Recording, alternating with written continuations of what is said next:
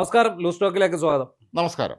ഇന്നിപ്പോൾ ഡൽഹിയിൽ സമരവേലിയേറ്റം നടക്കുകയാണ്. കേന്ദ്ര വിദ്യാഭ്യാസ മന്ത്രി ധർമ്മേന്ദ്ര പ്രധാന്റെ രാജി ആവശ്യപ്പെട്ട് കോക്രോച്ച് ജനതാ പാർട്ടി CJP നടത്തുന്ന പരിപാടി സമരം അത് വലിയ ഒരു വഴിത്തിരിവിലെത്തി നിൽക്കും. ജന്തർ മന്ദർ റോഡ് ശരിക്കും പറഞ്ഞാൽ ഇന്ന് അതിരാവിലെ മുതൽ പുലർച്ചെ മുതൽ തന്നെ അവിടെ സംഘർഷഭരിതമാണ്.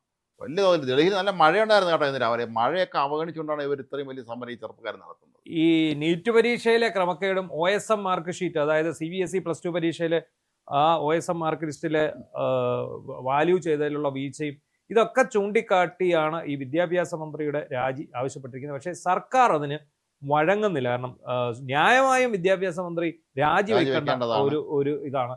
പക്ഷേ അതിനെതിരെ സോഷ്യൽ മീഡിയയിലൂടെ പെട്ടെന്ന് ആരംഭിച്ച ഒരു പ്രക്ഷോഭമാണ് ഇന്നിപ്പോൾ ഈ നിലയിൽ എത്തി നിൽക്കുന്നത്. പക്ഷേ ഇത് കഴിഞ്ഞ കുറേ ദിവസങ്ങളായിട്ട് ഇവിടെ നടക്കുന്നുണ്ട്. നമ്മുടെ മാധ്യമങ്ങളൊക്കെ ആദ്യം വലിയ പ്രതീക്ഷയോടെയാണ് ഈ സമരത്തെ കവർ ചെയ്യാൻ ചെന്നത്.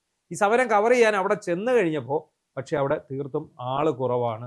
ഇത് ഈ സോഷ്യൽ മീഡിയ വിപ്ലവം സോഷ്യൽ മീഡിയയിൽ മാത്രമേ ഉള്ളൂ പറഞ്ഞിരുന്നത്. പക്ഷേ ഇന്നിപ്പോ അതിന് ഈ സകല നിയന്ത്രണവും വിട്ടുപോയിരിക്കുന്നു. വലിയ തോതിലുള്ള ചെറുപ്പക്കാരുടെ പങ്കാളിത്തം. ഇത് ഞാൻ പറഞ്ഞ പോലെ ഈ മഴ ഇന്ന് രാവിലെ പുറത്ത് വലിയ മഴ പെയ്തിട്ടും അതല്ലെങ്കിൽ അവിടെ ഇത്രയും പ്രശ്നങ്ങളെ കൊണ്ടിട്ട് ആരും പിരിഞ്ഞു പോകുന്നില്ല. കൂടുതൽ ആൾ വന്നുകൊണ്ടിരിക്കുകയാണ്. അവിടെ നിരാഹാരം കിടന്ന സോനം വാങ്ചുക് അദ്ദേഹത്തെ ഹോസ്പിറ്റലിലേക്ക് പോലീസ് മാറ്റിയായിരുന്നു. ഒരു നാടകം കളിച്ചങ്ങാണ്ട് മാറ്റിയത്. ഒരു വലിയ തുണി കട്ടൻ വെള്ള കട്ടൻ മറച്ചു വെച്ചിട്ടാണ്. അതിന് പകരം ഈ അഭിജിത്ത് ദീപ്കെ എന്ന് പറയുന്ന IT പ്രൊഫഷണൽ അദ്ദേഹം നിരാഹാരം അനുഷ്ഠിക്കാൻ ശ്രമിച്ചെങ്കിലും ഈ സോനം വാങ്ചുക് തടഞ്ഞു. അതിന്റെ ആവശ്യമില്ല, അത് നിങ്ങൾ ചെയ്യേണ്ട കാര്യമില്ല. സമരം ഇപ്പോൾ ശക്തി പ്രാപിച്ചു.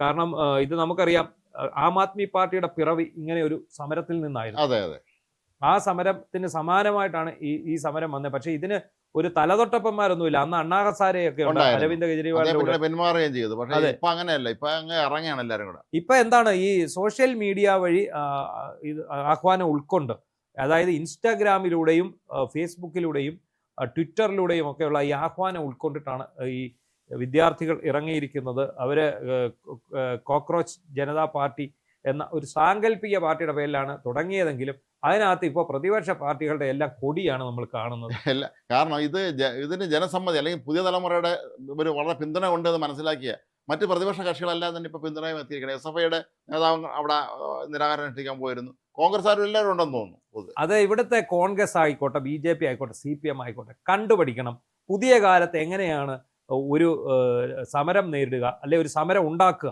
ആ സമരം എങ്ങനെ ഫലപ്രാപ്തിയിലേക്ക് എത്തിക്കാൻ നമുക്ക് ഈ സോഷ്യൽ മീഡിയ ഉപയോഗിക്കാൻ സാധിക്കും, എങ്ങനെ ഈ യുവജനങ്ങളെ ഇതിലേക്ക് കൊണ്ട്. നമുക്കറിയാം, യുവജനങ്ങളൊക്കെ എപ്പോഴും ഈ സോഷ്യൽ മീഡിയയിൽ മാത്രം വിരാജിക്കുന്ന ആൾക്കാരാണെന്നാണ് നമ്മൾ കരുതിയിരുന്നത്. അവര് പിന്നെ വെളിയിലോട്ട് അവർ തല ഉയർത്തുന്നതേ ഇല്ല, തല ഉയർത്താത്ത കൂട്ടങ്ങൾ എന്നാണ് നമ്മൾ പറയുന്നത്. നമ്മളടക്കം, നമ്മളും ഏറിയ കൂറും റീൽസിലും സോഷ്യൽ മീഡിയയിലുമായിട്ട് നമ്മുടെ ജീവിതം തൊലച്ചുകൊണ്ടിരിക്കുന്ന ആൾക്കാരാണ്. അങ്ങനെയുള്ളവർ ഈ നാട്ടിൽ നടക്കുന്ന കാര്യങ്ങൾ അറിയുന്നുണ്ടോ എന്നൊരു സംശയം നേരത്തെ ഉണ്ടായിരുന്നു. പക്ഷേ കൃത്യമായി അവർ പ്രതികരിച്ചിരിക്കുന്നു. മാത്രമല്ല, നമ്മൾ കണ്ടതാണല്ലോ, നമ്മുടെ നാട്ടിൽ വെള്ളപ്പൊക്കം ഉണ്ടായപ്പോൾ നമ്മുടെ നാട്ടിലെ പുതിയ തലമുറയിൽപ്പെട്ട കുട്ടികൾ ആരും വിളിച്ചില്ലല്ലോ. അവരെല്ലാം കൂടെ കൂട്ടത്തോടെ അങ്ങ് ഇറങ്ങിയായിരുന്നു രക്ഷാപ്രവർത്തനത്തിന് വേണ്ടി. അത് പിണറായി നമ്മളങ്ങ് ഇറങ്ങിയല്ലെന്ന് പറഞ്ഞതുപോലെ അല്ല, ഇത് ശരിക്കും ഇറങ്ങിയ തന്നെയായിരുന്നു. അപ്പോൾ അത് നമ്മുടെ നാട്ടിലെ രാഷ്ട്രീയ നേതൃത്വം മനസ്സിലാക്കേണ്ട ഒരു കാര്യമുണ്ട്. പുതിയ തലമുറയെ ആകർഷിക്കാനുള്ള എന്തെങ്കിലും കാര്യം നിങ്ങളുടെ കയ്യിലില്ലെങ്കിൽ അവർ നിങ്ങളെ കൈവിടും. നല്ല രാഷ്ട്രീയ അവബോധമുള്ളവരാണ് നമ്മുടെ കുട്ടികൾ, ഇപ്പോഴത്തെ കുട്ടികൾ. അവര് യുവാക്കൾ പ്രത്യേകിച്ചും. ഇപ്പൊ ഈ അഭിജിത്ത് ദീപ്കെ എന്നൊക്കെ പറയുന്ന അയാൾക്ക് എന്നാ പ്രായമുണ്ട്? വലിയ പ്രായമൊന്നുമുള്ള ആളല്ലോ, ഈ നവയുവാവാണ്. അവരൊക്കെ ചേർന്നിട്ടാണ് ഇതൊരു ചെറിയ മൂവ്മെന്റ് ആയിട്ടാണ് തുടങ്ങിയത്. പക്ഷെ ഇത് സോഷ്യൽ മീഡിയയിൽ വലിയ മൂവ്മെന്റ് ആയിരുന്നു. അത് റിയൽ ലൈഫിലേക്ക് വന്നപ്പോൾ ചെറിയ ഒരു മൂവ്മെന്റ് ആയിട്ട് മാറി. പക്ഷെ ആ മൂവ്മെന്റിന്റെ ഒരു തുടർച്ച നമ്മൾ ആരും പ്രതീക്ഷിക്കാത്ത ഒരു വല്ലാത്ത ഒരു ടേണിംഗ് പോയിന്റ് ആണ്. മാത്രമല്ല, രാഷ്ട്രീയ പാർട്ടികളൊന്നും തന്നെ അവർ ഹൈജാക്ക് ചെയ്യാതിരിക്കാൻ അവർ ശ്രദ്ധിക്കുന്നുണ്ട്. സമരമൊക്കെ അവർ കൃത്യം അവർ തന്നെ നേരത്തെ കൊടുത്ത് മുന്നോട്ട് കൊണ്ടുപോയിക്കൊണ്ടിരിക്കുകയാണ് ഈ പരിപാടി. അപ്പോൾ ഇതിനിടയ്ക്ക് ഇവരുടെ ഈ സമരം പൊളിക്കാൻ വേണ്ടി ജന്തർ മന്ദറിൽ ഒരുപാട് കാര്യങ്ങൾ ഇവർ നടത്തിയിരുന്നു. പബ്ലിക് ടോയ്ലറ്റുകൾ പൂട്ടിയിടുക, വാട്ടർ കണക്ഷൻ കട്ട് ചെയ്യുക, പിന്നെ ലൈറ്റുകൾ അണയ്ക്കുക, അങ്ങനെ ഒരുപാട് കാര്യങ്ങൾ ചെയ്തെങ്കിലും അത് അവിടുന്ന് പിന്മാറാതെ അവർ ആ സമരത്തിൽ തന്നെ ഉറച്ചു. ഏതാണ്ട് 1 മാസത്തോളമായി. നമ്മുടെ ഡൽഹിയിലെ കേരള ഹൗസ് ജന്തർ മന്ദർ ആ ഭാഗത്താണ് ഉള്ളത്. നമ്മുടെ മുഖ്യമന്ത്രിക്ക് ഇന്ന് അങ്ങോട്ട് പോകുന്നുണ്ട് ചർച്ച നടത്താനൊക്കെ വേണ്ടി. അപ്പോൾ ഇത് വലിയ സുരക്ഷാ പ്രശ്നം ഉണ്ടാക്കും എന്നുള്ള കാര്യം ഉറപ്പാണ്. കാരണം ഈ ചെറുപ്പക്കാർ ഇങ്ങനെ കൂട്ടത്തോടെ ഇളകി വരികയാണെങ്കിൽ അവരങ്ങനെ കായികമായി നേരിട്ടൊന്നും സമരം അവസാനിപ്പിക്കാൻ കഴിയില്ല. അല്ല ഇതിപ്പം നമ്മൾ പറയുന്ന പണ്ട് ടിയാനൻമെൻ സ്ക്വയർ സമരം പോലെയൊക്കെ അതെ അതെ അതെ ഒരു പക്ഷെ വരാം. പക്ഷെ ചൈന അതെ അതെ ചൈനയിൽ പക്ഷെ അവരെ എന്താണ് ഇരുമ്പ് മറയാണല്ലോ ഉരുക്ക് മറയാണ് പക്ഷെ എന്നിട്ട് എത്ര പേരെ എത്ര ഒരു പേരെ ഒഴിച്ചു കൊന്നു എത്ര പേരെ കൊന്നു അത് ടിയാനൻമെൻ സ്ക്വയറിൽ അതാണ് നടന്നത്. അതൊക്കെ എന്റെയൊക്കെ ചെറുപ്പത്തിലാണ് ഈ സംഭവം. ആണാണ് അത് ടിയാനൻമെൻ സ്ക്വയറിലെ മാത്രമല്ല രസകര കാര്യം നമ്മളെ CPM അതിനെ അനുകൂലിച്ചിരുന്നു എന്നുള്ളതാണ് ഈ വെടിവെപ്പിന് വെടിവെപ്പിനെ അതാണ് അനുകൂലിച്ചു അതിനെ എതിർത്ത പി ഗോവിന്ദപിള്ള അവര് വിലക്കെ സെൻസർ ചെയ്യുന്നതൊക്കെ ചെയ്തിട്ടുണ്ടായിരുന്നു ചെയ്തിട്ടുണ്ട്. അദ്ദേഹം ശരിയല്ലെന്ന് പറഞ്ഞിട്ടുണ്ടായിരുന്നു. അങ്ങനെ ലേഖനം എഴുതുന്ന ചെയ്തതിന്റെ പേര് അത് വലിയ വിഷയം ഉണ്ടായിരുന്നു. അപ്പൊ എന്താണെങ്കിലും ഇത് ഈ യുവജന മുന്നേറ്റത്തിനെ കണ്ടില്ല എന്ന് നമ്മുടെ നാട്ടിലെ രാഷ്ട്രീയക്കാരൻ പക്ഷേ കാണിക്കാം. ഇത് കേന്ദ്ര സർക്കാർ ഇതിന് കീഴടങ്ങുമോ ഇല്ലയോ എന്നുള്ളതാണ് നമ്മൾ എല്ലാവരും ആകാംക്ഷയോടെ നോക്കി നിൽക്കുന്ന ഒരു കാര്യം. ഈ പൊതുജന അവബോധം യുവാക്കളിൽ നിന്ന് തന്നെ ഉയരുന്നു. അവർ ഈ സർക്കാരിനെതിരെ ഒരു സമരം നയിക്കുന്നു. അവരുടെ ഏക ആവശ്യം ഈ വിദ്യാഭ്യാസ രംഗത്തെ വീഴ്ചകൾക്ക് കാരണക്കാരനായിട്ടുള്ള വിദ്യാഭ്യാസ മന്ത്രി രാജിവെക്കുക എന്നുള്ളതാണ്. BJPയെ സംബന്ധിച്ചിടത്തോളം ധർമ്മേന്ദ്ര പ്രധാനോട് രാജി ആവശ്യപ്പെട്ടാൽ അത് CJPയുടെയും പ്രതിപക്ഷ കക്ഷികളുടെയും വിജയമായിട്ട് മാറും. ആ സ്ഥിതിക്ക് ഒരിക്കലും അവർ സമ്മതിക്കില്ല. പക്ഷേ എങ്ങനെ അവർ ഈ സമരത്തെ നേരിടും? മാത്രമല്ല ഏറ്റവും പ്രധാനപ്പെട്ട കാര്യം ഇന്ന് പാർലമെന്റ് സമ്മേളനം ആരംഭിച്ചിരിക്കുകയാണ്. അതെ. അപ്പോൾ പാർലമെന്റിൽ വെച്ച് കേന്ദ്ര ആഭ്യന്തരമന്ത്രി അമിത്ഷായുമായി ഈ ധർമ്മേന്ദ്ര പ്രധാൻ ചർച്ച നടത്തിയെന്നാണ് നമ്മൾ വാർത്തകളിൽ മനസ്സിലാക്കാൻ കഴിയുന്നത്. പക്ഷേ എന്താണ് അവർ ചർച്ച ചെയ്തതെന്ന് അറിയില്ല. പക്ഷേ പാർലമെന്റ് സമ്മേളനം നടക്കുന്ന ഒരു കാലഘട്ടം കൂടി ആയതുകൊണ്ട് തന്നെ ഈ സമരത്തെ കൃത്യമായി കൈകാര്യം ചെയ്തില്ലെങ്കിൽ ഇത് വലിയ അബദ്ധത്തിലേക്ക് കേന്ദ്ര സർക്കാർ ഇന്ന് വീഴുമെന്നുള്ള ഉറപ്പാണ്. ഏതായാലും അമിത്ഷായെ പോലുള്ള ആളുകൾ ഉള്ളതുകൊണ്ട് തന്നെ അവർ കൃത്യമായി ഇതിനെ അഡ്രസ്സ് ചെയ്ത് എങ്ങനെയെങ്കിലും പരിഹാരം കണ്ടുപിടിക്കുന്നതിന് നമുക്ക് മനസ്സിലാക്കാൻ കഴിയുന്നത്. അത് ഏത് രീതിയിലുള്ള പരിഹാരമാകുമെന്നുള്ളതാണ് നമ്മൾ ആകാംക്ഷയോടെ കാത്തിരിക്കുന്നത്. കാരണം എന്താണെന്നറിയാമോ, ഈ സമരം ഇവർക്കൊരു ഭീഷണിയാണ്. ആ ഒരു ഭീഷണിയാകുമ്പോൾ ഉറപ്പായിട്ടും ഈ സർക്കാർ ഏത് തരം നിലപാട് സ്വീകരിക്കും? അവർക്ക് ധർമ്മേന്ദ്ര പ്രധാനോട് രാജി ആവശ്യപ്പെടാൻ സാധിക്കില്ല. ധർമ്മേന്ദ്ര പ്രധാനെ പ്രധാനമന്ത്രി ഒഴിവാക്കുകയില്ല. പിന്നെ ഇനി എന്ത് ചെയ്യാൻ പറ്റും? അപ്പോൾ ഈ സമരം അതിനനുസരിച്ച് ശക്തമായിക്കൊണ്ടിരിക്കുന്നു. ഓരോ നാട്ടിൽ നിന്നും ജനം ഇങ്ങനെ പ്രവഹിക്കണം. കർഷക സമരം പോലെ ഇങ്ങനെ ആൾക്കാർ അതേ രീതിയിലേക്ക് ഇത് പോയി കഴിഞ്ഞാൽ സർക്കാരിന് നാണക്കേടാണ്. ഇത് നേരത്തെ ഇവർ ഈ മന്ത്രിസഭ പുനഃസംഘടിപ്പിച്ച് ധർമ്മേന്ദ്ര പ്രധാനെ അങ്ങ് മാറ്റിയിരുന്നെങ്കിൽ ഇത്രയും പ്രശ്നമൊന്നും വരത്തില്ലായിരുന്നു എന്നുള്ളതാണ്. എന്താണെങ്കിലും ശരി, അവിടെ സമരം കൊഴുക്കട്ടെ. ഇവിടെ ഇന്നലെ ഞായറാഴ്ചയായിരുന്നു ഒരു വലിയ വിവാദം CPMനുള്ളിൽ പുറപ്പെട്ടു. ആ പുറപ്പെട്ട വിവാദം ഒരേ സമയം സീരിയസുമാണ്, അതേസമയം ഭയങ്കര രസകരവുമാണ്. അതാണ് അതിൻ്റെ ഏറ്റവും വലിയ തമാശ. കള്ളൻ വിജയനാണ് ഇപ്പൊ വിഷയം. കള്ളൻ വിജയൻ ഒരു മനുഷ്യന്റെ പേരാണ് കള്ളൻ വിജയൻ. അത് പിണറായി വിജയൻ അല്ല, കള്ളൻ വിജയൻ. നാടക പ്രവർത്തനം വഞ്ഞാറമ്പൂട്ടിനടുത്തുള്ള പുല്ലമ്പാറയിലുള്ള ഒരു നാടക പ്രവർത്തനമാണ്. അതെ. അപ്പൊ ആ ഒരു നാടക ഗ്രാമം അദ്ദേഹം അവിടെ അണിയിച്ചൊരുക്കിയിട്ടുണ്ട്. ഈ നാടക ഗ്രാമത്തിൽ എല്ലാ നാടക കലാകാരന്മാർക്കും വന്ന് പ്രാക്ടീസ് ചെയ്യാനുള്ള ഒരു അവസരമുണ്ട്. അദ്ദേഹം ഒരു നാടക ഗ്രാമം സ്വന്തം വസ്തുവിൽ വെഞ്ഞാറമൂട് ഭാഗം എന്ന് പറയുന്നത് തിരുവനന്തപുരം ജില്ലയിലെ വെഞ്ഞാറമൂട് നാടക പ്രവർത്തകർ ഒരുപാട് മിമിക്രി പ്രവർത്തകരുണ്ട്. സുരാജ് വെഞ്ഞാറമൂട്, അതുപോലെ ഒരുപാട് വെഞ്ഞാറമൂട് രാമേന്ദ്രൻ അഡ്വക്കേറ്റ്, അദ്ദേഹം പ്രൊഫഷണൽ നാടകത്തിൽ ഒരുപാട് പ്രൊഫഷണൽ നാടക സമിതികളുള്ള സ്ഥലമാണ്. ഒപ്പം രംഗപ്രഭാതൊക്കെ പോലെയുള്ള സംഘചേതന ഏറ്റവും ഫേമസ് ആയിരുന്നു.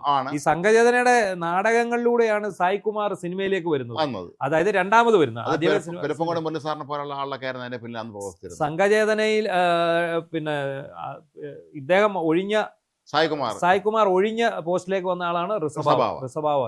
അങ്ങനെ അവർ രണ്ടുപേരും ഓരോ തവണയായിട്ട് സിദ്ദിഖ് ലാലിന്റെ ഒരു പടത്തിൽ നായകനുമായിട്ട് വന്നു, ഒരാൾ അടുത്ത രണ്ടാമത്തെ പടത്തിൽ വില്ലനുമായിട്ട് വന്നു. പക്ഷെ ആ സംഘചേതന ഞങ്ങള് നാട്ടിൽ ഞങ്ങളുടെ ക്ലബിന്റെ ധനശേഖരണാർത്ഥം ടിക്കറ്റ് വെച്ച് നാടകം നടത്തും. അപ്പൊ ടിക്കറ്റ് വെച്ച് നാടകം നടത്തുമ്പോൾ നമ്മുടെ നാട്ടുകാർക്ക് സംഘചേതനയുടെ നാടകം ജാതവേദസെ മിഴി തുറക്കും.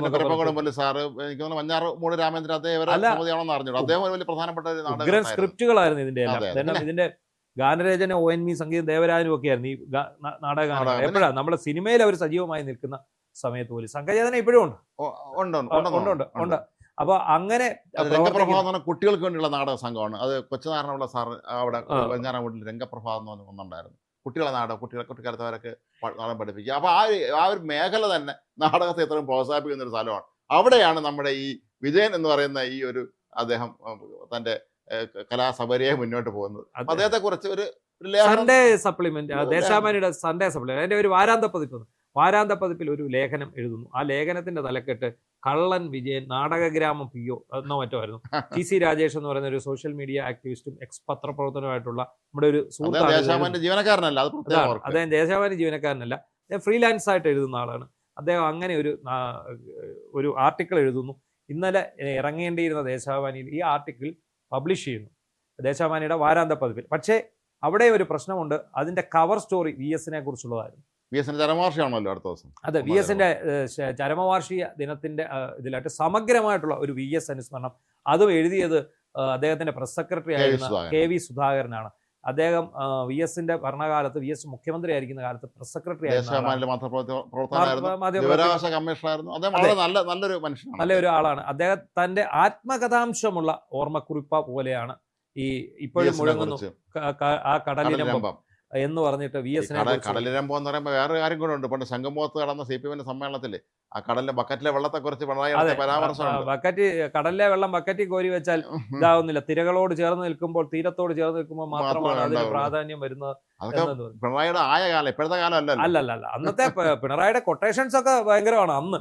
ഇപ്പൊ അത് പോയി, അതിന്റെ ഒരു കാലാവധി കഴിഞ്ഞു, അദ്ദേഹത്തിന്റെ പ്രായമൊക്കെ എഴുതി കൊടുത്ത വേറെ എല്ലാവരും ചിലപ്പോൾ. അപ്പൊ എന്തായാലും ഈ വി എസിന്റെ അനുസ്മരണ കുറിപ്പ് അല്ലെ, വി എസിനെ കുറിച്ചുള്ള ആ വിശദമായ സ്പെഷ്യൽ പോലെയാണ്, സ്പെഷ്യലാണ് വാരാന്ത പതിപ്പ്. അത് വരുന്ന ദിവസമാണ് ഈ പത്രം ഇറക്കാതിരിക്കുന്നതിന് കാരണം ഈ പറയുന്ന കള്ളൻ വിജയൻ എന്ന് പറയുന്ന നാടക കലാകാരനെ കുറിച്ചുള്ള ആ തലക്കെട്ടാണ്. കള്ളൻ വിജയൻ എന്ന് പറഞ്ഞ, അപ്പോൾ ഇത് ഇറങ്ങുന്നതിന് മുമ്പ് ഓരോ യൂണിറ്റുകളിൽ ഇവർ ഇതിൻ്റെ ഇത് അയച്ചു കൊടുത്തു, PDF അയച്ചു കൊടുക്കുക, അതായത് യൂണിറ്റുകളിലാണ് ഇത് പ്രിന്റ് ചെയ്യുന്നത്. അപ്പോൾ ആ സമയത്താണ് ഈ ഹെഡിങ് കാണുമ്പോഴാണ് ഇവരിൽ ചിലർക്ക് തോന്നുന്നത്, അയ്യോ നമ്മുടെ നേതാവിനെ കുറിച്ചാണ്, നമ്മുടെ നേതാവിനെ കുറിച്ചായിരിക്കുമല്ലോ, നമ്മുടെ നേതാവിനെ കളിയാക്കുന്നതിന് തുല്യമായ വേണ്ടി മനഃപൂർവ്വം ഇട്ടതുപോലെ തോന്നുന്നു. അതായത് കള്ളൻ വിജയൻ എന്ന് പറയുന്ന ഈ സംഭവം ദേശാഭിമാനിയുടെ പേജിൽ വരുമ്പോൾ ഈ ദേശാഭിമാനിയുടെ ലോഗോയും ഈ കള്ളൻ വിജയൻ എന്നുള്ള സ്റ്റോറി എടുത്തു വെച്ച് ഇത് പിണറായി വിജയനെ ഉദ്ദേശിച്ചല്ല എന്ന് നാട്ടുകാർ പ്രചരിപ്പിക്കുന്നു, സോഷ്യൽ മീഡിയ വൈറലാകുന്നു. എന്തോ ഒരു അകാരണമായ ഒരു ഭയം, അത് ആർക്കാണ് ഉണ്ടായതെന്നറിയില്ല. എന്താണെങ്കിലും ആ വാരാന്ത പതിപ്പിന്റെ എഡിറ്ററായിട്ടുള്ള KR അജയൻ എന്ന് പറയുന്ന മാധ്യമപ്രവർത്തകൻ, ദേശാഭിമാനിയിലെ നമ്മുടെയൊക്കെ സുഹൃത്താണ് അദ്ദേഹം, നല്ല എഴുത്തുകാരനൊക്കെയാണ് അദ്ദേഹം. ഈ അതിനിപ്പോൾ വിശദീകരണം മെമ്മോ കൊടുത്തതാണ് പറയുന്നത് എന്ന് മാധ്യമങ്ങൾ പറയുന്നു. പക്ഷേ ഇവിടെ നമ്മൾ ശ്രദ്ധിക്കേണ്ടുന്ന ഒരു കാര്യം, ഒരാളിനെ കള്ളൻ വിജയൻ എന്ന് ഒരു വാർത്ത കണ്ടാൽ അതല്ല ഞങ്ങളുടെ നേതാവാണ് എന്ന് കരുതിയവർ ശരിക്കും പറഞ്ഞാൽ പിണറായി വിജയനെ കള്ളനാക്കുകയാണെന്നാണ് പറയേണ്ടത്. അല്ല, അപ്പൊ പിണറായി വിജയൻ ഇവർക്ക് വിശ്വാസമില്ലെന്നാണ്. കാരണം ജനത്തിനിടയിൽ കള്ളൻ വിജയൻ എന്നറിയപ്പെടുന്നത് പിണറായി വിജയനാണ്. ഒറ്റ വിജയനെ ഇവിടെ ഉള്ളൂ, അത് പിണറായി വിജയനാണ് എന്ന് പറഞ്ഞ് ഈ കള്ളൻ വിജയന് പിണറായി വിജയനാണെന്ന് തെറ്റിദ്ധരിക്കും എന്ന് കരുതിയാണ് ഇന്നലെ അത് ഇറക്കാൻ. എന്നിട്ട് ഇന്നലെ നമ്മുടെ താത്വിക ആചാര്യനായിട്ടുള്ള പൂമരൻ എന്ന് വിളിക്കപ്പെടുന്ന അല്ല, ഇന്നലെ മാധ്യമങ്ങളോട് അദ്ദേഹം പറഞ്ഞത് കേട്ടില്ലേ, അങ്ങനെ ഒരു നിങ്ങൾ പറയുന്ന പോലെ ഒരു ആർട്ടിക്കിൾ ഈ ദേശാഭിമാനി സൺഡേ സപ്ലിമെന്റിൽ ഇല്ല. അപ്പൊ അദ്ദേഹം പറഞ്ഞ സ്ഥിതിക്ക് നമ്മൾ വിചാരിച്ചു ഇതുണ്ട്, പക്ഷേ ഈ ലേഖനം എഴുതിയ TC രാജേഷ് ഇന്നലെ തന്നെ ഇത് എന്റെ പിഴയാണ് എന്ന് പറഞ്ഞ് അദ്ദേഹം ഫേസ്ബുക്കിൽ ഒരു പോസ്റ്റ് ഇടുകയും ചെയ്തു. ഈ പറയുന്ന ഇതിന്റെ ടൈറ്റിൽ ഈ കള്ളൻ വിജയൻ ഇന്ന് നാടകഗ്രാമം PO അങ്ങനെയാണ് ഞാൻ ഓർക്കുന്നു. അദ്ദേഹം ഇന്നലെ ഇത് വാട്സപ്പിൽ സ്റ്റാറ്റസ് വിട്ടിട്ടുണ്ട്, ഈ പുള്ളിയുടെ ലേഖനത്തിന്റെ ടൈറ്റിൽ. മാത്രമല്ല വിജയനെ പിന്നീട് മാധ്യമങ്ങൾ കണ്ടപ്പോൾ അദ്ദേഹം സമ്മതിക്കുന്നുണ്ട്, എന്റെ ദേശാഭിമാനിക്ക് വേണ്ടി എനിക്ക് എന്റെ ഇന്റർവ്യൂ നടത്തി, ഞാൻ ഫോട്ടോകൾ കൊടുത്തു, ഞങ്ങൾ ഗ്രൂപ്പ് ഫോട്ടോ കൊടുത്തു, എന്റെ ഫോട്ടോ കൊടുത്തു, എല്ലാം കൊടുത്തു, ഞങ്ങളത് കൊടുത്തു, അത് വളരെ വിശദമായിട്ടുള്ള ഇന്റർവ്യൂ എടുത്തുകൊണ്ട് പോയി എന്ന് അയാളും പറയുന്നുണ്ട്. അപ്പോൾ അദ്ദേഹത്തിന്റെ ഈ പേരിന് പിന്നിൽ കള്ളൻ വിജയൻ എന്നുള്ളത് അദ്ദേഹത്തിനെ വീട്ടിൽ ഇങ്ങനെ കളിയാക്കി ചെറുപ്പം തൊട്ടേ കൊച്ചു കള്ള വിജയ എന്നുള്ള അർത്ഥത്തിൽ കള്ളൻ വിജയൻ എന്ന് വിളിച്ച് പോന്നിരുന്നതാണ്. അദ്ദേഹത്തിന്റെ നാട്ടുകാർ മുഴുവൻ അറിയപ്പെടുന്നത് ഈ കള്ളൻ വിജയൻ. അഭിമാനക്കുറവൊന്നുമില്ല, അദ്ദേഹത്തെ അങ്ങനെ പറഞ്ഞെങ്കിലേ ആൾക്കാർ അറിയും. അവിടെയാണ് അത് അദ്ദേഹത്തിന്റെ ഐഡന്റിറ്റി, അതാണ് കള്ളൻ വിജയന്റെ ട്രൂപ്പ് അല്ലെ കള്ളൻ വിജയന്റെ നാടകശാല എന്ന് മാത്രമാണ്. അപ്പൊ ആ പുറത്തുനിന്ന് കേൾക്കുന്ന ആൾക്കാർക്ക് കള്ളന് നാടകശാലയുണ്ടോ ഇരിക്കും, അതല്ല, അത് അദ്ദേഹത്തിന്റെ വിളിപ്പേരാണ്, അദ്ദേഹം ആ പേരിലാണ് അറിയപ്പെടുന്നത് എന്നുള്ളതാണ് അതിന്റെ രസം. പക്ഷേ ഇത് ഇവരെല്ലാം കൂടെ കളിച്ച് ഇവർക്ക് ഉള്ളിലൊരു ഭയമുണ്ടായില്ല, തോന്നലുണ്ടായി, കള്ളനാണല്ലോ ഈ പുള്ളി, അപ്പം കള്ളൻ എന്നുള്ള രീതിയിൽ അങ്ങനെ വ്യാഖ്യാനിക്കപ്പെടുന്നില്ല. ഇതിൽ വേറെ വലിയ വിഷയം കൂടെ ഉള്ളത്, VS-നെ കുറിച്ചുള്ള സപ്ലിമെന്റ് പോലെയാണ് ശരിക്കും വാരാന്ത ഇറക്കാനിരുന്നത്. ആ കൂട്ടത്തിൽ ഈ കള്ളം വിജയൻ എന്നും കൂടെ ഒരു ഹെഡ്ലൈൻ വരുമ്പോഴേ ഈ VS-നെയും പിണറായിയും തമ്മിൽ താരതമ്യം ചെയ്തുള്ള ഒരു പഠനമാണോ ഇതൊന്ന് സ്വാഭാവികം പണ്ട് തെറ്റിദ്ധരിക്കാൻ സാധ്യതയുണ്ടെന്നാണ് സഹാക്കൾ കരുതുന്നത്. ഇതിനകത്ത് വാർത്തകളിൽ ആദ്യം വന്നത് VS-ന്റെ അനുസ്മരണം അടിച്ച വാരാന്ത പതിപ്പ് തടഞ്ഞു വെച്ചു എന്ന് വെച്ചാൽ VS-നോടുള്ള പിണറായി വിജയന് തുടരുന്നു, VS-നോടുള്ള ആ ദേഷ്യം തുടരുന്നു എന്നുള്ള ആ ഒരു ആംഗിളിലാണ് അത് വന്നത്. പക്ഷേ യഥാർത്ഥ കാരണം എന്തായിരുന്നു? യഥാർത്ഥ കാരണം ഈ കള്ളം വിജയൻ ആണ്. കള്ളൻ വിജയൻ എന്ന് ഭയങ്കര പറയുമ്പോൾ ട്വിസ്റ്റാണ് രണ്ടാമത് സംഭവിച്ചത്. പിണറായി വിജയൻ ആണല്ലോ എന്ന് കരുതിയാണ്. എന്നിട്ട് ഈ കള്ളൻ വിജയൻ ഇല്ല എന്ന് വരുത്തി തീർക്കാനാണ് നമ്മുടെ ഇദ്ദേഹം ശ്രമിച്ചത്. എന്തായാലും CPM-നുള്ളിലെ ഗ്രൂപ്പിസം, ദേശാഭിമാനിയുടെ ചീഫ് എഡിറ്ററായിട്ട് ഇപ്പോൾ ഇരിക്കുന്ന പുത്തലത്ത് ദിനേശൻ പിണറായിക്കും MV ഗോവിന്ദനും അനഭിമതനായി കഴിഞ്ഞു. അങ്ങനെയുള്ള പുത്തലത്ത് ദിനേശനിട്ട് പണിയാൻ വേണ്ടി ചെയ്തതാണ് ഇതെന്ന് പറയുന്നുണ്ട്. പുത്തലത്ത് ദിനേശനെ മാത്രമല്ല, M സ്വരാജ് റെസിഡന്റ് എഡിറ്ററാണ്. അല്ല, മാത്രമല്ല ഇതിലൊരു പ്രധാന വിഷയം, കുറേ നാളുകളായി നമുക്കറിയാം, ഇപ്പോൾ ഈ ഇലക്ഷൻ തോറ്റതിന് ശേഷം നിരന്തരമായ ദേശാഭിമാനിയിൽ വരുന്ന പല വാർത്തകളും ഇവർക്ക് തിരിച്ചടിയായി മാറിക്കൊണ്ടിരിക്കുക. അതെ. അപ്പോൾ അതുകൊണ്ട് തന്നെ പലപ്പോഴും ഈ ഗോവിന്ദ മാഷ് പോലും ഈ ദേശാഭിമാനി തള്ളി പറയേണ്ട അവസ്ഥ എത്തിയിട്ടുണ്ടായിരുന്നു. ഈ വിഴിഞ്ഞത്തെ MSc വന്നതുമായി ബന്ധപ്പെട്ട് വരും, MSc വരും കേട്ടോ എന്ന രീതിയിലൊക്കെ MSc വരുമെന്ന് പറഞ്ഞ് ആദ്യം വാർത്ത അടിക്കുന്നു. അതിനുശേഷം ഇത് MSc കരാർ ഒപ്പിട്ടു എന്ന് പറഞ്ഞുള്ള പത്രക്കുറിപ്പ് വരുമ്പോൾ ഇവർ എഴുതി പിടിപ്പിച്ചിരിക്കുന്നത് എന്താണ്? ഇത് പിണറായി വിജയൻ സർക്കാരിന്റെ ദീർഘകാലത്തെ ദീർഘവീക്ഷണത്തിന്റെയും ഇച്ഛാശക്തിയുടെയും പ്രതിഫലമാണ് എന്നൊക്കെ പറഞ്ഞിട്ടാണ്. എന്തായാലും ഇന്നിപ്പോ ഇദ്ദേഹത്തിന് മെമ്മോ കൊടുത്തു. മാത്രമല്ല ഇന്നിപ്പോ വാരാന്ത്യ പതിപ്പ് ഇറങ്ങിയിട്ടുണ്ട്. അതിൽ ഈ പറയുന്ന കള്ളൻ വിജയന്റെ ഐറ്റം ഇതാരാ പറഞ്ഞല്ലോ, വാരാന്ത പതിപ്പ് ഇപ്പൊ വാരാദ്യ പതിപ്പായി മാറി അല്ലെ. ഇവരെ എന്താണോ ഭയന്നത്, പത്രം ഇറങ്ങിയാൽ എന്ത് സംഭവിക്കുമെന്ന് ഭയന്നോ അത് പത്രം ഇറങ്ങാതെ സംഭവിച്ചു. അതാണ് ഇതിനകത്ത് ഏറ്റവും വലിയ തമാശ. ഇവര് മിണ്ടാതെ ഇതങ്ങ് ഇറങ്ങിപ്പോയി. ഈ മനുഷ്യന്റെ പടവും ഈ വിജയൻ എന്ന് പറഞ്ഞ നാടകപ്രവർത്തന്റെ പടവും വെച്ച് ടൈറ്റിലും വെച്ച് പത്രത്തിൽ വാർത്ത വന്നിരുന്നെങ്കിൽ ഇത് അതിൽ എല്ലാ വാർത്തയും പോലെ പോയേനെ. അതുപോലെ സംശയം വന്നിടത്താണ് ഈ പ്രശ്നമായത്. അതുപോലെ ഇന്നൊരു അബദ്ധം കൂടി കാണിച്ചു. ഇന്ന് ആ ആർട്ടിക്കിൾ ഒഴിവാക്കി. ആ ആർട്ടിക്കിൾ ഒഴിവാക്കരുതായിരുന്നു. ആ ആർട്ടിക്കിൾ ഒഴിവാക്കാൻ ഇവർ പറഞ്ഞ ടെക്നിക്കൽ റീസൺ ആണെങ്കിൽ ഈ പറഞ്ഞ ആർട്ടിക്കിൾ അവർക്ക് ഉൾക്കൊള്ളിക്കായിരുന്നു. അപ്പോൾ ഉൾക്കൊള്ളിക്കുമ്പോൾ അതിന്റെ തലക്കെട്ട് മാറ്റിയാൽ മതിയായിരുന്നു. പക്ഷെ അവിടെ ഒരു കുഴപ്പം സംഭവിച്ചു. ഇന്നലെ അഡ്വാൻസ് ആയിട്ട് അദ്ദേഹം പറഞ്ഞു ഇങ്ങനെ ഒരു ആർട്ടിക്കിൾ ഇതിനകത്ത് ഇനിയിപ്പോൾ ഈ ആർട്ടിക്കിൾ ദേശാഭിമാനി വരില്ല. ആർട്ടിക്കിൾ എഴുതിയ പുറത്തു നിന്നുള്ള രാജേഷാണ്. രാജേഷിന് വേണമെങ്കിൽ ഇത് വേറെ ഏതെങ്കിലും മാധ്യമത്തിൽ കൊടുത്താൽ ചോദിക്കുന്ന കാശ് വരും. ഇതാണ് ഞാൻ എഴുതിയത്. അപ്പോൾ ആ വിവാദ ലേഖനം ഇതാണെന്നും പറഞ്ഞ് എല്ലാവരും കൂടെ ഇത് ചെയ്യും. പക്ഷെ രാജേഷ് അത് ചെയ്യുമോ എന്ന് നമുക്കറിയില്ല. എന്താണെങ്കിലും വളരെ വലിയ ഒരേ സമയം ചിരിക്കാനുള്ള വകയും അതേസമയം ഈ CPM-ന്റെ ഒരു ദയനീയ സ്ഥിതി ഓർത്ത് ഒരു സങ്കടവും തോന്നും. അല്ല, അത് നമുക്ക് കഷ്ടാലം വരുമ്പോൾ പിന്നെ നമ്മളെല്ലാം നമ്മൾ അറയ്ക്കും, പേടിക്കും എന്ന് പറയും. ഈ ദേശാഭിമാനി 10 വർഷം ഭരിച്ച് സുഖിച്ച് ലോകത്തെ എല്ലാവരും വെല്ലുവിളിച്ച് പോയിക്കൊണ്ടിരുന്ന കുറേ പേര് ഇപ്പൊ എവിടെ തൊട്ടാലും അവർക്ക് ഭയമാണ്. ഇത് ഈ മറ്റേ മർമ്മ പഠിച്ച ആള് മറ്റേ പശുവിനെ തൊടാൻ പറ്റില്ല, മൊത്തം അബദ്ധമാണ്. എവിടെയെങ്കിലും തൊട്ട് അബദ്ധം. അപ്പൊ കള്ളം വിജയൻ എന്ന് പറയുമ്പോൾ നമ്മുടെ നേതാവും കള്ളനാണല്ലോ. അപ്പൊ അവൻ അദ്ദേഹത്തിനെ കുറിച്ചാണോ വിശേഷണം വന്നതെന്നുള്ള സ്വാഭാവിക സംശയം. ദേശാഭിമാനിയെ നിയന്ത്രിക്കാൻ വേണ്ടി അതിന്റെ ആർട്ടിക്കിളുകൾ, അതിൽ വരുന്ന ലേഖനങ്ങൾ സെൻസർ ചെയ്യാൻ വേണ്ടി ഒരു ഗ്രൂപ്പിനെ നിയോഗിച്ചിട്ടുണ്ട്. ഇപ്പം അവർ കണ്ടിട്ട് ഇത് ചെയ്യാൻ പാടുള്ളൂ. അപ്പോൾ അങ്ങനെ വരുന്ന സ്ഥിതിക്ക് എനിക്കത് പുത്തലത്തിനെയും ഈ പറയുന്ന പൂമരൻ സ്വരാജിനെയും അതിൽ നിന്ന് മാറ്റാനുള്ള സാധ്യതയും വളരെ കൂടുതലാണ്. അപ്പോൾ എന്താണെങ്കിലും പിണറായി വിജയൻ എന്ന് പറയുന്ന ആ മനുഷ്യന് സ്വസ്ഥതയില്ല, ഇരിക്കപ്പുറത്തിയില്ല. എതിലെ പോയാലും അങ്ങേരെ നെഞ്ചത്തോട്ടാണ് ചെന്ന് കയറുന്നത്. 10 വർഷം നിങ്ങളെയൊക്കെ ഭരിച്ചതിനുള്ള പ്രതിഫലമാണോ ഇത് എന്ന് ചോദിക്കുന്ന പോലെ. അദ്ദേഹത്തിന് എങ്ങോട്ട് പോകാനും റോഹല, അദ്ദേഹം എവിടെയെങ്കിലും പടിയിറങ്ങി വന്നേണ്ട അപ്പൊ തന്നെ വീഡിയോ എടുത്തിട്ട് പറയാണ് ഇയാൾക്ക് വേണ്ടിയാണ് അവിടെ നവകേരള ബസ്സിൽ 2 പടി വെച്ചത്. അതുപോലെ ക്ലിഫ് ഹൗസിൽ ലിഫ്റ്റ് വെച്ചത്. റെയിൽവേ സ്റ്റേഷന്റെ പടി 40 പടി എണ്ണ ഓർത്തത് നോക്കിക്കേ. ഇയാൾക്ക് ഒരു കുഴപ്പമില്ല, ഇയാൾ പിന്നെ എന്തോത്തിന് ലിഫ്റ്റ് ഉണ്ടാക്കിയെന്നൊക്കെ ചോദിച്ചോണ്ട് പാവത്തിന് അദ്ദേഹത്തിന്റെ ബുദ്ധിമുട്ട് അദ്ദേഹത്തിന് അറിയാം. രാജകീയമായ പട്ടുമെത്തയിൽ ശയിച്ചുകൊണ്ടിരുന്ന അദ്ദേഹം ഒരു സുപ്രഭാതത്തിൽ പണിയും. ഇതാണ് ആശാൻ പറഞ്ഞത്, ആ പുഷ്പമേ അധിക തുങ്ക പദത്തിൽ എത്ര പ്രശോഭിച്ചിരുന്ന രാജ്ഞി കണക്കെ നീ എന്ന് കൊണ്ട് പറഞ്ഞത്. ഇപ്പൊ ഇത് വീണതല്ലോ കിടക്കുന്നു ധരണിയിൽ എന്നുള്ള അവസ്ഥയിലേക്ക് അദ്ദേഹം എത്തിക്കഴിഞ്ഞിരിക്കുന്നു. ഏതായാലും ഇത് വളരെ കേരളത്തിലെ മാധ്യമ ചരിത്രത്തിൽ ഭാവിയിൽ മാധ്യമ വിദ്യാർത്ഥികൾക്ക് പഠിക്കാൻ പറ്റിയ ഒരു നല്ല വിഷയമാണ്. കാരണം ഇതൊരു സാധാരണ ഒരു റിപ്പോർട്ടായ ഒരു വാർത്തയെ, ഒരു കൗതുകമുള്ള വാർത്തയെ കടന്നു പോകേണ്ടുന്ന ഒരു കാര്യത്തിനെ ഇത്രയും വലിയ വിവാദമാക്കി മാറ്റിയത് ഈ സ്വന്തം പാർട്ടിക്കാർ തന്നെയാണ്. ദേശാഭിമാനിയിലായതുകൊണ്ട് ഒരു മനുഷ്യനും അറിയാതെ പോകേണ്ട ഒരു വാർത്തയാണ്. അത് ശരിയാണ്. ഇത് അതുകൊണ്ട് ഇന്ന് തന്നെ എല്ലാവരും തേടി പിടിച്ച് ദേശാഭിമാനിയുടെ വാരാന്ത പതിപ്പ് മുഴുവൻ പരിശോധിച്ച് ഇതെല്ലാം ഇന്ന് വായിച്ചു. അതുകൊണ്ട് VS-ന് ഇന്നലെ ഒരു ദിവസം വൈകിയെങ്കിലും VS-ന് അർഹിക്കുന്ന ഒരു ആദരം കിട്ടിയെന്ന് വേണമെങ്കിൽ നമുക്ക് പറയാം. അല്ല, ഇത് വളരെ രസകരമാണ്. കാരണം VS ദേശാഭിമാനി ചീഫ് എഡിറ്റർ ആയിരുന്ന ഒരു കാലഘട്ടം ഉണ്ടായിരുന്നു, ഓർമ്മയുണ്ടല്ലോ. അപ്പൊ അങ്ങനെയുള്ള VS-ന്റെ ജനവാർഷികത്തിന് അദ്ദേഹത്തിന് ആദരം അർപ്പിച്ചുകൊണ്ട് ഒരു പതിപ്പിറക്കുമ്പോൾ, ഒരു സൺഡേ സപ്ലൈയിൽ ഇറക്കുമ്പോൾ അതിൽ ഇങ്ങനെ ഒരു കാര്യം കൂടി കടന്നു വരികയും പകരം അവർ പെട്ടെന്ന് വേറെ വിഷയം കണ്ടെത്തി. കേട്ടോ, പഴയ സ്റ്റോക്ക് ഉണ്ടായിരുന്ന ആർട്ടിക്കിൾ എടുത്തങ്ങ് വെച്ചു. അത് അടുത്തതിന് വെച്ചതൊക്കെ എടുത്ത് കാണും. എന്താണെങ്കിലും അവിടെ നമുക്ക് ഇന്നത്തെ കേരള മനസാക്ഷിയെ നടുക്കിയ നെന്മാറ കൂട്ടക്കൊലയിലെ ഇരട്ടക്കൊലയിലെ വിധി വന്നിരിക്കുക. ചെന്താമര എന്ന് പറയുന്ന നരാധമൻ, അതായത് അന്ധവിശ്വാസം എന്ന ഒരു ഒറ്റ കാരണം കൊണ്ട് ഒരു കുടുംബത്തിലെ 3 പേരെ 2 തവണയായിട്ട് നരബലി നടത്തിയവൻ.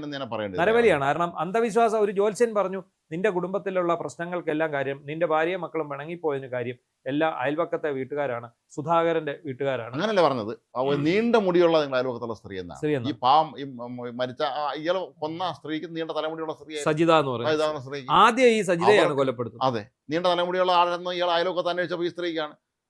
അവർക്ക് ഇയാളെ കുടുംബം കലക്കിയിട്ട് യാതൊന്നും നേടാനും ഇല്ലായിരുന്നു. ഇയാൾ അതുപോലെ അവരാരും അറിഞ്ഞില്ല, അവര് നിരപരാധികളാണ്. അതെ, ഈ ജോലിസൻ എന്ന് പറഞ്ഞാൽ ആദ്യം പിടിച്ചോണ്ട് വരണം ചെയ്യേണ്ടത്. ആദ്യം 2019 അവരെ വെട്ടിക്കൊല്ലുന്നു.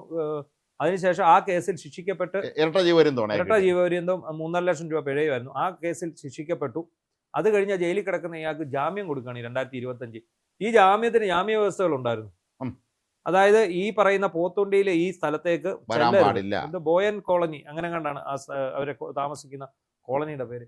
അവിടെ നിങ്ങൾ ചെല്ലാൻ പാടില്ല, നിങ്ങൾ ആ പ്രദേശത്ത് പോകാൻ പാടില്ല എന്നുള്ളതാണ്. പക്ഷേ ഇവിടുത്തെ പോലീസ് എന്താണ്, ഒരു ക്രൂരനായ ഒരു കൊലപാതകി, മനോനില തെറ്റിയ ഒരു കൊലപാതകി എന്ന് വേണമെങ്കിൽ പറയാം, സൈക്കിക് ആയിട്ടുള്ള ഒരാൾ, അയാള് ഇറക്കി വിട്ടു, കോടതി ഇറക്കി വിട്ടെങ്കിൽ അയാളെ എന്ത് ചെയ്യണം? അയാൾ എവിടെയാണ് പോകുന്നത്? അത് പോലീസിന്റെ കർശന നിരീക്ഷണത്തിലായിരിക്കും. അത് ഉണ്ടായില്ല. അങ്ങനെയാണ് ഈ രണ്ടാമത്തെ കൊലപാതകം കഴിഞ്ഞ വർഷം ജനുവരി നടക്കും. 2025 ജനുവരി.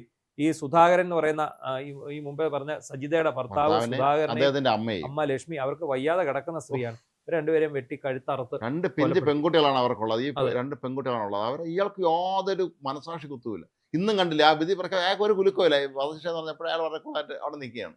അപ്പൊ വധശിക്ഷ എന്ന് പറയുമ്പോൾ അതിന്റെ കൂടെ 20 ലക്ഷം രൂപയുടെ ഒരു പിഴ കൂടെ ഉണ്ട്.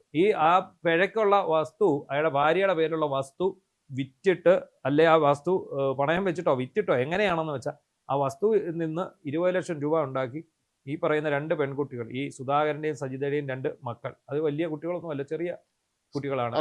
അവർക്കും ഈ പറയുന്ന ലക്ഷ്മിയുടെ മറ്റു മക്കൾക്കും, സുധാകരൻ അല്ലാത്ത വേറെ ഒരാണും ഒരു പെണ്ണും മക്കൾ ഉണ്ട്, അവർക്കും നൽകണമെന്നാണ് കോടതിയുടെ വിധി. അതിനായിട്ട് ഈ വിലാസിനി എന്ന് പറയുന്ന ഈ ചെന്താമരയുടെ ഭാര്യയുടെ സ്വത്ത് വിൽക്കണം എന്ന് പറയും.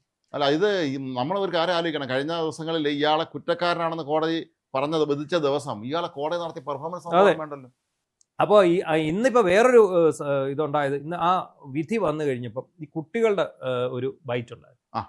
അതിനൊപ്പം തന്നെ അന്വേഷണ ഉദ്യോഗസ്ഥന്റെ ഒരു ബൈറ്റ് ഉണ്ടായിരുന്നു. കുട്ടികൾ പറയുന്നത് ഞങ്ങൾക്ക് പേടിയാണ്, ജയിലി അടിപ്പോന്നുള്ള പേടിയാണ്. കൊച്ചുങ്ങളെല്ലാവരും അങ്ങനെയൊക്കെ ഭയക്കാർ. ഇയാൾ അങ്ങനെ ഒരു രാക്ഷസനല്ലേ മനുഷ്യൻ. കാരണം ഇവരെയൊക്കെ പറഞ്ഞതാണ് നിന്നെ എല്ലാം തീർക്കും, അതായത് സുധാകരന്റെ കുടുംബത്തെ ഒന്നടങ്കം തീർക്കും എന്നാണ് ഇയാൾ കഴിഞ്ഞ വിധി. ഇയാൾ കുറ്റക്കാരെന്ന് പറഞ്ഞപ്പോൾ ഇയാൾ പറഞ്ഞല്ലോ ഞാൻ ഇനി ചെയ്യുമെന്ന് പറഞ്ഞല്ലോ, ഇനിയും ഞാൻ കൊല്ലും. നിങ്ങൾ അന്നെന്തോ ജഡ്ജിയോട് പറഞ്ഞ എന്റെ ഗാന്ധിയൊന്നും അല്ല മറ്റേത് കാണിച്ചു കൊടുക്കും ഗാന്ധിജി. ഇയാളൊരു പട്ടിക ഉണ്ടായിരുന്നു ഈ കൊല്ലേണ്ട ആളുകളുണ്ട്. അത് സ്വന്തം വീട്ടുകാരും കൂടെ ഉണ്ട്, സ്വന്തം വീട്ടുകാരുണ്ട്. ഇതിനകത്തൊരു പോലീസുകാരന്റെ ബന്ധുവായ ഒരു പോലീസുകാരനുണ്ട്. ഇങ്ങനെ ലിസ്റ്റ് തയ്യാറാക്കി, പട്ടിക തയ്യാറാക്കി കൊല്ലാൻ. അയാൾ സൈക്കിക് ആണ്, സീരിയൽ കില്ലിങ്ങിന് വേണ്ടി തയ്യാറായിരുന്ന ഒരുത്തനാണ്. അയാളെയാണ് ഇത് കോടതിയിൽ നിന്ന് രക്ഷിക്കാൻ വേണ്ടി പ്രതിഭാഗം വക്കീല് വലിയ കളി കളിച്ചു എന്നാണ് ഇന്ന് അന്വേഷണ ഉദ്യോഗസ്ഥൻ പറഞ്ഞിരിക്കുന്നത്. അത് ഈ അന്വേഷണ ഉദ്യോഗസ്ഥനെ ഇനി അടുത്ത ദിവസം ഈ വക്കീലന്മാരെ അവിടെ കുറിച്ച് നിർത്തിയിടിക്കും.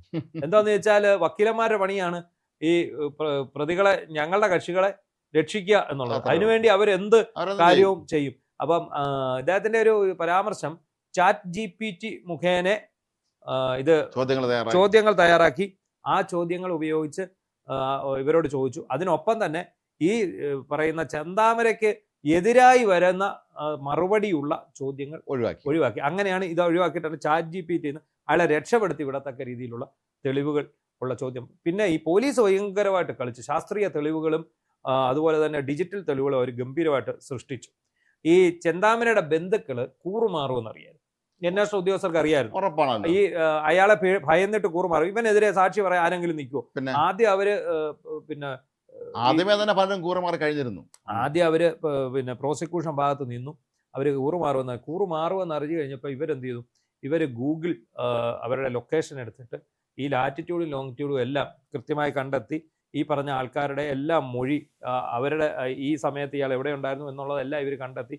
അതെല്ലാം വെച്ചിട്ടാണ് കൊടുത്തത്. ഇവർ കൂറുമാറിയെങ്കിലും പോലീസ് ശക്തമായ ഡിജിറ്റൽ തെളിവ് കൊടുത്തു. അതെ, ഇന്നത്തെ കാലത്ത് ഈ കൂറുമാറിയാലെങ്കിലും അതിന് ഡിജിറ്റൽ തെളിവ് ഉണ്ടെങ്കിൽ സംഗതി എളുപ്പമാണ്. ഡിജിറ്റൽ തെളിവ് കൊടുത്തു. അങ്ങനെ ആ ഡിജിറ്റൽ തെളിവിലാണ് ഇയാൾ ശരിക്കും ഇവർ കൂറുമാറിയെങ്കിൽ പോലും കോടതി പിന്നെ അത് കണ്ടെത്തിയല്ലോ. മാത്രമല്ല കോടതിയിൽ ഇയാൾ സംസാരിച്ചത് കേട്ടില്ലേ? അതെ, കോടതിയോടെ അയാൾ സംസാരിച്ചത് നിങ്ങൾ എന്താ തൂക്കിക്കൊന്നോന്ന് അയാൾ പറയാണ്. എന്നെ തൂക്കിക്കൊന്നോ, കുഴപ്പമൊന്നുമില്ല, ഞാൻ ഗാന്ധിയനൊന്നും അല്ല, എന്നെ ഒരു ചോട്ടടിച്ചാൽ മറ്റത് ഞാൻ കാണിച്ചു കൊടുക്കൂല, ഞാൻ ഇനിയും കൊല്ലും. ഇങ്ങനെയൊക്കെയാണ് ഒരാൾ പറയുന്നത്. ഈ കുട്ടികളുടെ ആശങ്ക പരിഹരിക്കേണ്ടതന്നെയാണ്. അവർ പറയുന്നത് ഇനി ഇയാൾ അപ്പീൽ പോയാൽ ഞങ്ങളും അപ്പീൽ പോകുന്നതാണ് കുഞ്ഞുങ്ങൾ പറഞ്ഞത്. കാരണം ഞങ്ങൾക്ക് ഇവിടെ ജീവിക്കണം, ഞങ്ങളിപ്പോൾ ആ വീട്ടിലോട്ട് പോകാൻ പോലും ഭയമാണ്, ഞങ്ങളിപ്പോൾ അവിടെ ഇല്ല, ഇപ്പോഴും ഞങ്ങൾക്ക് 100% ഗ്യാരണ്ടി ഇല്ല. അച്ഛനെയും അമ്മയും മുത്തശ്ശിയും എല്ലാരെയും കൊന്നുള്ള വീടല്ലേ, ആ കുട്ടികളല്ലേ, അവർ കൊച്ചു കുട്ടികളല്ലേ അവര്. അപ്പൊ അവസ്ഥയാണെന്ന് ആലോചിച്ചു. ഈ നഷ്ടപരിഹാരം ഈ കുട്ടികൾക്ക് പെട്ടെന്ന് തന്നെ ഈടാക്കി കൊടുക്കണം. കാരണം അവരൊരു വല്ലാത്ത അരക്ഷിതാവസ്ഥയിലാണ് കുഞ്ഞുങ്ങൾ കഴിയുന്നത്. അത് സാധാരണക്കാരാണല്ലോ, വെറും സാധാരണക്കാരാണ്. എന്താണെങ്കിലും ഇയാൾക്ക് വധശിക്ഷ വിധിച്ചിട്ടുണ്ട്. വധശിക്ഷ കിട്ടുമോ എന്നുള്ളത് നമ്മുടെ നാട്ടിലെ നമ്മളൊരു കഴിഞ്ഞ ഒരു 5-10 വർഷത്തെ കണക്കെടുത്ത് നോക്ക്, ഒരുപാട് പേരുണ്ട്. കഴിഞ്ഞ 50 വർഷത്തിനുള്ളിൽ എത്ര പേരെ ഏറ്റവും അവസാനം എനിക്ക് തോന്നുന്നു റിപ്പർ ചന്ദ്രൻ, അതുകൊണ്ട് 80കളിലല്ലേ അയാളെ തൂക്കിക്കൊല്ലുന്നത്. അതിനുശേഷം ഇവിടെ ആരെയും തൂക്കിക്കൊന്നതായിട്ട് അറിയില്ല ഈ നമ്മുടെ കേരളത്തിൽ പിന്നെ ആരെയും തൂക്കിക്കൊന്നതായിട്ട് അറിയത്തില്ല. ഇപ്പൊ ഈ ആലുവ കൂട്ടക്കൊല്ലിലെ ആന്റണി അടക്കമുള്ളവർ വധശിക്ഷയ്ക്ക് വിധിക്കപ്പെട്ടവരാണ്. പക്ഷെ പിന്നീട് ഇതിൽ പലരെയും ഇപ്പം ഗോവിന്ദചാമിക്ക് വധശിക്ഷയല്ലായിരുന്നു, അത് ജീവപര്യന്തമാക്കി. അപ്പൊ ഓരോരുത്തരെയും ഇങ്ങനെ വധശിക്ഷ വിധിക്കും. ഇവരെല്ലാം മേൽക്കോടതിയെ സമീപിച്ച് അത് ഇളവ് കൊടുത്താൽ പോലെ ഈ വധശിക്ഷ മാറ്റിയ പോലെ ജീവിതകാലം മുഴുവൻ ജയിലിൽ കിടക്കാൻ, പരോൾ കൊടുക്കാതെ ജയിലിടാനുള്ള ഒരു വിധി സംവിധാനമാണ് അതിനകത്ത് ശരിക്കും വേണ്ടത്. എന്താണെങ്കിലും ശരി, നമ്മുടെ ഈ ഒരു വിധി, ആ മരണശിക്ഷ വിധിച്ചുകൊണ്ടുള്ള വിധി, അത് ആശ്വാസദായകമാണ്. അതിനേക്കാൾ ഉപരി ഇയാളെ കൊല്ലുവോ കൊല്ലാതിരിക്കുകയോ ചെയ്യട്ടെ, ഇയാൾ ജയിലഴികളിൽ നിന്ന് ഒരിക്കലും മോചിതനാകാൻ പാടില്ല. അയാൾ മോചിതനായാൽ അയാൾ അടുത്ത കൊലപാതകം നടത്തിയിരിക്കും. അതുകൊണ്ട് പോലീസിനോട് നമുക്ക് പറയാനുള്ളത്, ജയിലധികൃതരോട് നമ്മൾക്ക് പറയാം, പരോൾ കൊടുക്കരുത്, ഇയാൾക്ക് ജാമ്യം അനുവദിക്കരുത്, ഇയാൾക്ക് ഒരു കാര്യം ചെയ്യരുത്, ഇയാളെ ഒരു ഏകാന്ത സെല്ലിൽ കൊണ്ടിട്ടിരിക്കണം. അവിടെ കിടന്നാണ് ഇത്. മാത്രമല്ല, ഇത് അന്ധവിശ്വാസത്തിന്റെ കഥ ഇയാൾ പറയുന്നതാണോ, ഇയാൾ സൈക്കിക് ആണോ എന്ന് നമുക്കറിയില്ല. ഇത് സീരിയൽ കില്ലർ സൈക്കോളജി എന്താ പറയുന്നത്, നമ്മൾ പറയുമല്ലോ ഇത് സൈക്കോയാന്ന് പറയത്തില്ല, അങ്ങനെയാണോ എന്നൊന്നും അറിയില്ല. എന്താണെങ്കിലും ആ വിധി നമ്മൾ സ്വാഗതം ചെയ്യുന്നു. അതിനൊപ്പം തന്നെ ആ കുഞ്ഞുങ്ങളുടെ പുനരധിവാസം ഉറപ്പാക്കണം, അവിടെയാണ് വേണ്ടത്. ഇയാൾ അപ്പീൽ പോകുമ്പോൾ ഉറപ്പായിട്ടും അന്വേഷണ ഉദ്യോഗസ്ഥന് ഇതിനകത്ത് അന്വേഷണ ഉദ്യോഗസ്ഥൻ DYSP മുരളീധരൻ എന്ന് പറഞ്ഞ ആളാണ്. അതുപോലെ പബ്ലിക് പ്രോസിക്യൂട്ടർ അഡ്വക്കേറ്റ് വിജയകുമാർ, ഇവർ രണ്ടുപേരും അഭിനന്ദനാർഹരാണ്. കാരണം അത്ര കൃത്യമായിട്ട് അവർ വർക്ക് ചെയ്തു. ഒന്നിച്ച് ഇവർ പോലീസും പ്രോസിക്യൂഷനും ഒരുപോലെ വർക്ക് ചെയ്തിട്ടാണ് ഇങ്ങനൊരു വിധി. ഏതായാലും അത് വളരെ നല്ലതാണ്. നമുക്ക് സാധാരണക്കാരെ സംബന്ധിച്ചോളം നമുക്ക് നീതി കിട്ടാനുള്ള ഒരേ ഒരു സ്ഥലം നീതിപീഠം മാത്രമാണ്. അത് വളരെ കൃത്യമായി ഇവിടെ സംഭവിച്ചിരിക്കുന്നു എന്നുള്ളത് വളരെ സന്തോഷകരമായ ഒരു കാര്യം തന്നെയാണ്. ഇനിയിപ്പോൾ നമുക്ക് ഈ VD സതീശന്റെ വിധി എന്താകുമെന്നാണ് നോക്കേണ്ടത്. ഇന്നിപ്പോൾ അദ്ദേഹം ഒരു ഒത്തുതീർപ്പിന് വഴങ്ങുന്ന ഒരു അവസ്ഥയിലേക്ക് വന്നു. ആദ്യം ഉണ്ടായിരുന്ന ആ കടുംപിടുത്തമൊക്കെ അദ്ദേഹത്തിന് മാറി. അലോഷ്യസ് സേവ്യറിനെ ഇന്ന് കണ്ടിട്ടുണ്ട്, കണ്ടുകൊണ്ടിരിക്കുകയാണ്. അപ്പോൾ അവിടെ എന്താണ് നടക്കുന്നത് ഞങ്ങൾക്ക് അറിയില്ല. ഞങ്ങൾ ഷൂട്ട് ചെയ്യുമ്പോൾ അലോഷ്യസ് സേവ്യർ അദ്ദേഹമായിട്ട് ചർച്ച നടക്കുകയാണ്. അത് കാരണം സതീശന് പണി വരും എന്ന് മനസ്സിലായതുകൊണ്ട് തന്നെയാണ് സതീശൻ ഇതിന് ഒത്തുതീർപ്പിന് തയ്യാറായിരിക്കുന്നത്. കേസിലൂടെ വളർന്നു വന്ന നേതാക്കന്മാരെല്ലാവരും, സതീശന്റെ ഒപ്പം നിൽക്കുന്നവരെ ഒഴികെയുള്ളവരെല്ലാവരും ഒറ്റക്കെട്ടായി നിന്നുകൊണ്ട് ഇതിനെ ശക്തമായി എതിർക്കുക. കേസിനുള്ള അദ്ദേഹത്തിന്റെ നിലപാട് ശരിയല്ല എന്നുള്ളത് പരസ്യ പ്രഖ്യാപനം, അത് രഹസ്യമൊന്നുമല്ല, പരസ്യമായിട്ട് തന്നെ എല്ലാവരും പ്രഖ്യാപിച്ച ഒരു സ്ഥിതിക്ക് ഒടുവിൽ VD സതീശൻ അലോഷ്യസിനെ കാണാൻ ഇക്കാര്യത്തിലൊരു മഞ്ഞുരുകൽ ഉണ്ടാകാനുമുള്ള ഒരു അവസരം ഉണ്ടായി എന്ന് തന്നെ പറയണം. ഇതിനകത്തൊരു പ്രശ്നമുണ്ട്. എന്താണെന്നറിയോ, ഇതിന്റെ യഥാർത്ഥ പ്രശ്നം അവിടെയല്ല. ഈ ലോയേഴ്സ് കോൺഗ്രസിൽ ഒരു സ്പ്ലിറ്റ് ഉണ്ടാകും. അതിനൊപ്പം തന്നെ ഈ ഡീൻ കുര്യാക്കോസ് ആണ് ഈ SFIക്കാരിയായിട്ടുള്ള ജിയോണ ജെയിംസ് എന്ന് പറയുന്ന അഭിഭാഷകയെ ഈ ഗവൺമെന്റ് പ്രീ ശുപാർശ ചെയ്തെന്നുള്ള വിവരം പുറത്തു വരുന്നു.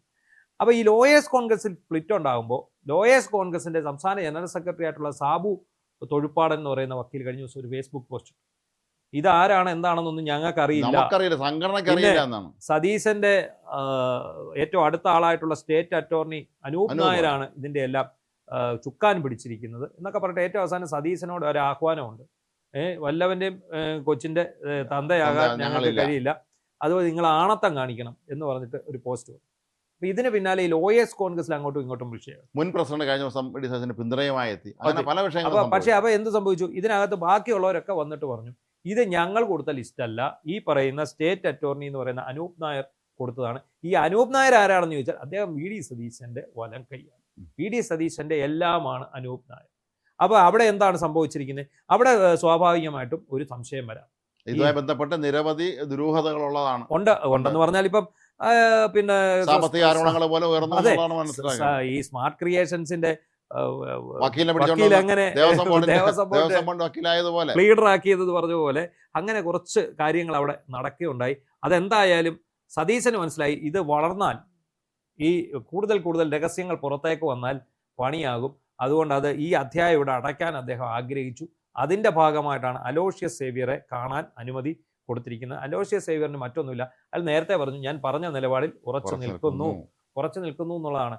കാരണം ഈ ഡീൻ കുര്യാക്കോസ് അടക്കമുള്ളവർ പറയുന്ന പോലെ 4 വർഷം മുമ്പ് കോൺഗ്രസിൽ വന്നു എന്നുള്ളതാണ് അവരുടെ യോഗ്യത. പറയാൻ നാണമില്ലേ എന്നാണ് ആദ്യം ചോദിക്കേണ്ടത്. അതെ, ഈ 4 വർഷം മുമ്പ് കോൺഗ്രസിന്റെ തല്ലുകൊണ്ട് നമ്മുടെ നാട്ടിൽ പോലീസിന്റെ മർദ്ദനം, CPM-കാരുടെ മർദ്ദനമായിട്ട് ഇപ്പോഴും പ്രാക്ടീസ് ചെയ്യുന്ന മിടുക്കന്മാർ എത്ര അഭിഭാഷകരുണ്ട്, അവരെല്ലാം ഒഴിവാക്കിയിട്ടാണ് ഈ 4 വർഷം മുമ്പ് പാർട്ടി വന്ന ഒരാളിനെ എടുക്കുന്നത്. സതീശനെ സംബന്ധിച്ചോളം ഇത് തനിക്ക് പണിയാകും എന്ന് മനസ്സിലായി. മാത്രമല്ല KPCC പ്രസിഡന്റിനെ മാറ്റുന്നതിന് വേണ്ടിയുള്ള ചർച്ചകൾ തുടങ്ങുകയാണ്. നിലവിൽ ഈ വിഷയം വരുമ്പോൾ KPCC പ്രസിഡന്റിന് ഇടപെടാൻ പോലും പറ്റാത്ത അവസ്ഥയാണ്. കാരണം അദ്ദേഹം മന്ത്രിസഭയുടെ അംഗമാണ്.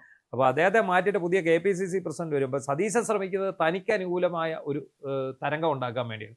തന്നെ അനുസരിക്കുന്ന ഒരു KPCC പ്രസിഡന്റാണ് അദ്ദേഹം ലക്ഷ്യം വയ്ക്കുന്നത്. പക്ഷേ ഒരു കാരണവശാലും അദ്ദേഹം ആഗ്രഹിക്കുന്ന രീതിയിൽ ഒരു KPCC പ്രസിഡന്റ് വരാനുള്ള സാധ്യത കുറവാണ്. അദ്ദേഹത്തിന് മുഖ്യമന്ത്രിയാകാൻ സാധിച്ചു, പക്ഷേ KPCC പ്രസിഡന്റ് കാര്യത്തിൽ കടുംപിടുത്തം പിടിക്കാൻ സാധിക്കില്ല. അപ്പം നമ്മൾ ഇതിനിടയ്ക്ക് ഇതിനകത്ത് ഓരോരുത്തർ ചോദിക്കുന്നുണ്ട്, KC വേണുഗോപാൽ KPCC പ്രസിഡന്റ് ആയാലും എല്ലാം ഓക്കെ ആയില്ലേ? അത് ഓക്കെ ആകുമ്പോൾ പക്ഷെ വേറൊരു പ്രശ്നം കൂടിയുണ്ട്, അദ്ദേഹത്തിന് ഈ കേന്ദ്രത്തിലുള്ള പിടി അങ്ങ് വിട്ടുപോകും. ഇനി കേന്ദ്രത്തിൽ അദ്ദേഹം നിന്നുകൊണ്ട് പ്രത്യേകിച്ച് കാര്യമൊന്നുമില്ല, കോൺഗ്രസിന്റെ ദേശീയ തലത്തിൽ ഭരിക്കാൻ അധികാരത്തിൽ വരാനുള്ള സാധ്യതയൊന്നുമില്ല. എന്തായാലും ഇന്ന് ഈ മുഖ്യമന്ത്രി ഇന്ന് വൈകിട്ടത്തെ ഫ്ലൈറ്റിന് ഡൽഹിക്ക് പോകണം, നാളെ അവിടെ ചർച്ചയുണ്ടാകും. ഈ ചർച്ചയ്ക്കൊടുവിൽ KPCC പ്രസിഡന്റുമായിട്ട് അദ്ദേഹം തിരികെ പോരുകയുള്ളോ അതോ അദ്ദേഹം തന്റെ അതൃപ്തി അറിയിച്ചിട്ട് പോരുമോ എന്നൊക്കെയുള്ളത് നമുക്കറിയില്ല. ഇവിടെ എന്തായാലും മല്ലികാർജ്ജുൻ ഖാർഗെ കോൺഗ്രസിന്റെ പ്രസിഡന്റ്, അദ്ദേഹത്തിന്റെ താല്പര്യം കൊടിക്കുന്നിൽ സുരേഷിനെ KPCC പ്രസിഡന്റ് ആക്കുന്നതിനോടാണ്. പക്ഷേ സതീശന് അതിനകത്ത് യാതൊരു താല്പര്യമില്ല. അദ്ദേഹത്തിന്റെ ആരോ നോമിനികളുണ്ട്. എല്ലാവർക്കും നോമിനി കാണുമല്ലോ, കോൺഗ്രസ് അല്ലേ. എന്താണെങ്കിലും തന്റെ ഭരണം സുഗമമായിട്ട് പോകത്തക്ക രീതിയിലുള്ള ഒരു KPCC പ്രസിഡന്റിനെയാണ് സതീശൻ പ്രതീക്ഷിച്ചിരിക്കുന്നത്. നമ്മുടെ കേന്ദ്ര നേതൃത്വം എത്തരം KPCC പ്രസിഡന്റ് കൊടുക്കുമോ എന്നുള്ളത് ആർക്കറിയാം. എന്താണെങ്കിലും കോൺഗ്രസിനുള്ളിൽ ആ കഴിഞ്ഞ ദിവസം തിളച്ചു പൊന്തിയ ആ ഒരു തർക്കം, ആ ഒരു വിവാദം ഇന്ന് ഏതായാലും പതുക്കെ കെട്ടടങ്ങുകയാണ്. ഇന്നിനിപ്പോൾ അലോഷ്യസ് സേവ്യർ സതീശനെ കണ്ട് ഈ പ്രശ്നങ്ങളെല്ലാം പറഞ്ഞ് തീർക്കുന്നതോടുകൂടി കോൺഗ്രസിനകത്ത് ഇതുവരെയുള്ളതിൽ ഏറ്റവും പ്രധാനപ്പെട്ട ഒരു തർക്കം പരിഹരിക്കപ്പെടുമെന്ന് പ്രതീക്ഷിക്കാം. എന്തായാലും ഇന്നത്തെ ന്യൂസ് ടോക്ക് ഇവിടെ സമാപിക്കുന്നു. നന്ദി, നമസ്കാരം.